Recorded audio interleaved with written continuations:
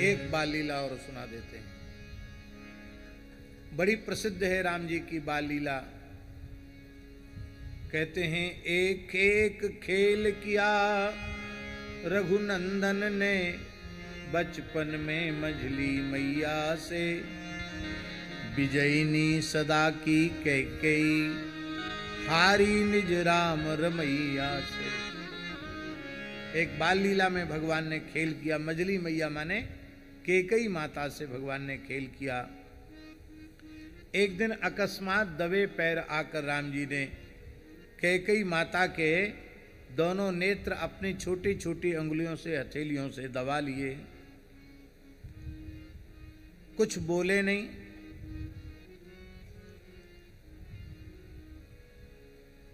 तो मैया ने पूछा, कौन, किसने आंख बंद की? बोले, आप बताओ किसने तुम्हारे नेत्र मूंदे हैं? अब ये ठाकुर जी हैं, ज्ञानी मूढ़ न कोय। तो नटवर की अग्रिम लीला का अति गूढ़ भेद मां पा न सकी, भरसक अनुमान लगा करके नाम सही बतला न सकी। मैया ने सोचा इतने नटखट तो लक्ष्मण जी ही हैं, राम जी तो ऐसा नटखट काम जल्दी करते नहीं हैं। तो कहा लक्ष्मण, फिर कहा शत्रुघ्न, फिर कहा भरत। भरत तो बहुत सीधे हैं, भरत जी ऐसा क्यों कर सकते हैं? राम जी ने कहा वो तो हार गई मैया, और जो हारा हुआ है वो जीते हुए को मुंह मांगा इनाम देगा। यही पहले शर्त रखी गई थी, जो जीत जाएगा हारे हुए को उसकी इच्छा को पूर्ण करना पड़ेगा। वो जो कहेगा वो उसको देना पड़ेगा, चाहे जितनी दुर्लभ वस्तु हो। तो एक खेल किया रघुनंदन ने, बचपन में मंझली मैया से, विजयनी सदा की कैकेयी, हारी निज राम रमैया से। एक दिन रघुनंदन दबे पांव, औचक पीछे से आकर के, कर कमलन मूद लई अखियां मैया की नजर बचा करके। गही मौन रहे कछु देर प्रभु, मुख ते नहीं कहत कछु बेना, अंतर गर्भित है मूक प्रश्न, बतलावो मुंह देखो नैना। बताओ किसने नेत्र मूंदे? नटवर की अग्रिम लीला का अति गूढ़ भेद मां पा न सकी, भरसक अनुमान लगा करके, नाम सही बतला न सकी। भोले भाले गंभीर धीर, चांचल्य रहित रघुनंदन से, ऐसे नटखटपन की आशा, होती न स्वप्नगत हूँ मन से। राम जी ऐसी नटखट लीला करेंगे ये मैया न कभी अनुमान भी नहीं कर सकती। लक्ष्मण का नाम लिया माता ने, कर टटोल कर अटकर से, है कौन जगत में जीत सके, जो लीलाधर नटनागर से। बोले रघुवर इस खेल माही, मैया तू मुझसे हार गई। माता बोली प्यारे रघुवर, मैं तो तुझ पर बलिहार गई। अब शर्त पहली है, जो हारे वह कुछ देता है, क्रीड़ा में जीतन हारे को, मैं भी कुछ दूंगी अवश्य आज, मुंह मांगा रघुवर प्यारे को। कैकेयी माता ने कहा कि अपने प्यारे रघुवर को जो मुंह मांगी वस्तु है वो मैं ला कर के दूंगी। बोले रघुवर हाँ मांगूंगा, पर कठिन शर्त होगी मेरी, मां वचन मुझे दो जो चाहो, पूरी इच्छा होगी तेरी। मां मैं मांगूंगा अवश्य, पर झालमुड़ी नहीं मांगूंगा। हाँ, झालमुड़ी मांग लूं, रसगुल्ला गुलाब जामुन मांग लूं, ये नहीं मांगूंगा। मैं मांगूंगा, बहुत कठिन शर्त होगी। माता बोली दूंगी अवश्य, जो मांगोगे सो पाओगे। लाल तुम्हारे लिए सर्वस्व न्यौछावर है, तुम जो मांगोगे मिलेगा। विश्वास मुझे है राम भद्र, जग हित कर ही करवाओगे। सारे संसार के कल्याण के लिए तुम्हारा अवतार हुआ है। तुम कोई ऐसी बात कह ही नहीं सकते हो जिससे किसी की कुछ हानि हो सकती हो। ऐसा व्यवहार तुम्हारे द्वारा संभव नहीं। भगवान बोले, मां तू बहुत बुद्धिमती है, तूने ठीक समझा। हित कर ही नहीं परम हित कर, व्यक्तिगत नहीं सचराचर का। पूरी सृष्टि का काम करना है, अनिवार्य कार्य यह करना है, उतरे सिर भार धराधर का। शेषी के मस्तक पर पृथ्वी का भार हो रहा है, उसका भार हल्का करना है। जो मन भावे सो मांग लाल, अपनी इस जीती बाजी में। कैकेयी माता ने कहा कि जो मांगो वो मांग लो, होगी प्रसन्नता परम मुझे, मैं राजी तेरी राजी में। मुझे बहुत प्रसन्नता होगी, जो तुम्हारी इच्छा हो मांग लो। ऐसी ही आशा थी तुझसे, यह भाव और को पा सकता, जो कार्य संभाल सकोगी तुम, कोई दूजा नहीं निभा सकता। मां यही तुमसे आशा थी। इतना कठिन कार्य मां तुम्हारे अतिरिक्त और कोई नहीं कर सकता। इसका निर्वाह तो केवल आपके द्वारा ही संभव है। कार्यान्वित हो योजना सही, इसके पहले कोई जाने ना।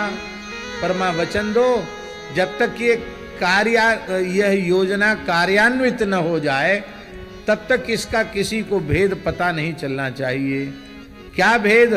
बोले, निज दो वरदान पिताजी से, हठ कर पूरा करवा लेना। जब हमारे राज्याभिषेक का प्रसंग आवे तब तुम पूज्य पिताजी से हठ पूर्वक अपने 2 वरदान पूरा करवा लेना। कौन से 2 वरदान? जब होए पिताजी मेरे हित, राज्याभिषेक के अभिलाषी, मां लेना तब ही मांग राम हो, वर्ष 14 बनवासी। 14 साल के लिए बनवासी हो जाएं। युवराज होए प्रिय भरत लाल, कौशल का भार संभालेंगे। भरत जी राजा हो जाएं, तब तक हम बनवासी बनकर ये पूरे संसार की जो बिगड़ी है सब बिगड़ी बात बना लेंगे। ये सुन करके मैया कैकेयी ठिठक गई, रह गई ठिठक मजली मैया, यह कठिन काम मुझसे लोगे, कौशल उजाड़ने का कलंक अपनी मझली मां को दोगे। अयोध्या उजड़ जाएगी और मैं कलंक की भागनी बनूंगी। रह कर जग में रह कर सबकी, रह कर जग में सह कर सबकी, हे लाल कठिन जीना होगा। सारा संसार निंदा करेगा मेरी। इतनी निंदा, इतनी उपेक्षा पाकर के जिंदा रह पाना, जीवित रह पाना कठिन होगा। आजीवन सिसक सिसक होगा, अपयश कुटुंब का कटुतम विष पीना। अपकीर्ति का जहर पीना पड़ेगा। लेकिन मेरे लाल, यदि तुम्हारी प्रसन्नता इसी में है तो मैं सब कुछ सह लूंगी, पर तुम्हारा मुखमल मुरझाया हुआ नहीं देख सकती। फिर भी यदि तुम्हें पसंद यही योजना अगर जग हित कर है। अब आगे की पंक्ति पर कैकेयी माता का वास्तविक स्वरूप है। इसलिए रामचरित्र की जननी माता कैकेयी है। कैकेयी न होती तो राम जी चित्रकूट नहीं आते। फिर कहाँ आप लोग रघुवीर मंदिर बनाते, कहाँ राम कथा सुनते, कहाँ कामदगिरी की परिक्रमा लगाते, कहाँ आरोग्य धाम बनाते, कहाँ विश्वविद्यालय बनाते। ये सब इसको तीर्थ बना दिया कैकेयी माता ने। फिर भी यदि तुम्हें पसंद यही योजना अगर जग हित कर है, पति पुत्र राज्य सुख सुयस स्वर्ग, तब रुचि पर सकल न्योछावर है। हे राघव, तुम्हारी प्रसन्नता के ऊपर, तुम्हारी रुचि पर पुत्र भी न्यौछावर है, पति भी न्यौछावर है, यश कीर्ति स्वर्ग सब कुछ न्यौछावर है। इस तरह जगत के हित कारण योजना बनी सुखशीलाए, के कई मातु निमित्त मात्र यह नारायण प्रभु लीलाए। इसलिए राम जी ने भरत जी से कहा कि जिन्होंने संतों की सभा का सेवन नहीं किया है वे ही जड़मती माता कौशल्या का कैकेयी को दोष देंगे, जिन्होंने संतों की सभा का सेवन किया है वे कैकेयी माता को दोष नहीं दे सकते। पूज्य श्री बक्सर वाले महाराज जी कैकेयी माँ के चरित्र का इतना सुंदर महिमा मंडन करते थे कि दूसरा कोई उदाहरण उपलब्ध नहीं होता। दूसरे पूज्य श्री संत गोपालाचार्य जी महाराज भी कैकेयी माँ के चरित्र को बहुत अद्भुत तरीके से कहते थे। एक बात चित्रकूट में हम बड़ी विनम्रता पूर्वक निवेदन कर रहे हैं, शायद पहले कही कि नहीं कही, स्मरण में नहीं है। पूज्य संत श्री गोपालाचार्य जी महाराज ने कहा था एक बार अत्यंत एकांत में कि श्री राम जी के अवतार काल में हम अयोध्या में 3 लोग ऐसे थे जिन्होंने सबने कैकेयी को क्षमा कर दिया, पर श्री राम जी के प्रति अधिक प्रेम होने के कारण कैकेयी की उपेक्षा ही करते रहे। कैकेयी के महात्म्य को स्वीकार नहीं किया, कैकेयी के प्रति निंदा वचन हमारे मुंह से निकले, उसके कारण हम लोगों को बार बार जन्म लेना पड़ा। और हम 3 जन्म लेकर भजन किया और खूब श्रेयस गान किया, कैकेयी माता का श्रेयस गान किया। तो बोले अब कलयुग में हम तीनों का आखिरी जन्म है।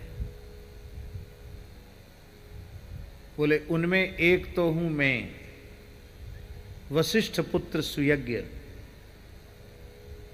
राम जी के प्रति अधिक प्रेम होने के कारण क्षमा नहीं कर पाए कैकेयी माँ को, लेकिन अब समझ में आया कैकेयी जी का स्वरूप क्या है। और उनमें दूसरे महापुरुष हैं पूज्य बक्सर वाले मामा जी।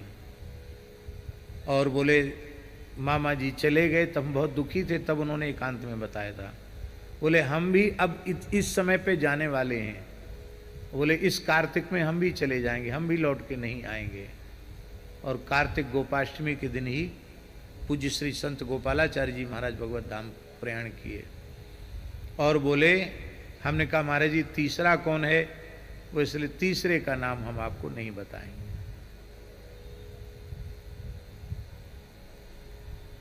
ये 2 नाम बताए, तीसरे का नाम हम नहीं बताएंगे क्योंकि उस तीसरे को अभी बहुत समय तक धरती पर रहना पड़ेगा, इसलिए हम नहीं बताएंगे। तो कहने का अर्थ उन्होंने साधु सभा का सेवन नहीं किया है जो माता कैकेयी को दोष देते हैं। इससे सिद्ध होता है कि पूज्य बक्सर वाले मामा जी और श्री संत गोपालाचार्य जी महाराज सामान्य कोटि के महापुरुष नहीं थे। भगवत लीला, अवध लीला, मिथिला लीला, चित्रकूट लीला, सब लीलाओं को प्रत्यक्ष आंखों से उन्होंने देखा था। हम लोग भाग्यशाली हैं जो ऐसे महापुरुषों का मंगलमय दर्शन हम लोगों को प्राप्त हुआ।